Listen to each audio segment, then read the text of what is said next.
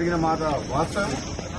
ప్రభుత్వం తరఫున నేను క్షమాపణ కూడా చెప్తున్నాను. ఎందుకంటే మనం అనుకున్న దానికంటే డబల్ 3 రెట్లు ఎక్కువ వచ్చింది. రైతులకు ఇబ్బంది అయింది. కల్లాలల్లా 15 రోజుల నుంచి రైతులు ఇబ్బంది పడుతున్నారు. ఆ మాట వాస్తవం. అందుకని మేము కూడా చింతిస్తున్నాం అందరం.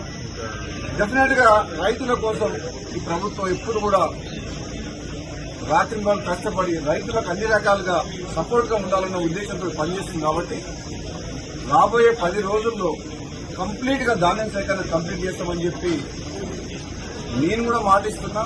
ప్రత్యక్షంగా నేను కూడా ఈ గోడౌన్ హ్యాండ్ ఓవర్ చేసుకుంటానికి అధికారులతో మాట్లాడి గోడౌన్ ఓనర్ ఒప్పుకున్నా సరే బలవంతంగా నోటీస్ ఇచ్చి తీసుకోవడం జరిగింది.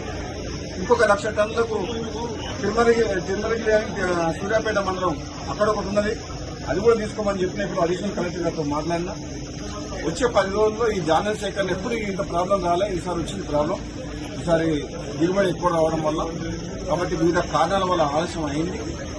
మా రైతు సోదరులందరూ కూడా దీన్ని పరిస్థితిని అర్థం చేసుకుని సహకరించాలని చెప్పేసి ప్రతిపక్ష పార్టీల అందరూ కూడా నా విన్నపం ఏంటంటే, ఆలస్యమైన మాట వాస్తవం.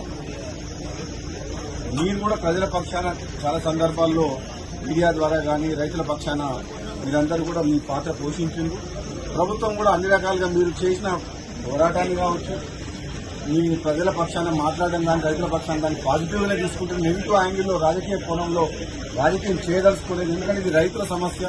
రైతులను కాపాడుకొని వాళ్లకు అండగా ఉండాల్సిన ప్రభుత్వం, ప్రతిపక్షాలు అన్ని పక్షాలు అన్ని పార్టీల వారు సహకరిస్తే నెక్స్ట్ 10 days లో కంప్లీట్ చేస్తామని చెప్పి నేను మీడియా ద్వారా రైతులకు ప్రజలందరికీ తెలియజేస్తున్నాను. Thank you.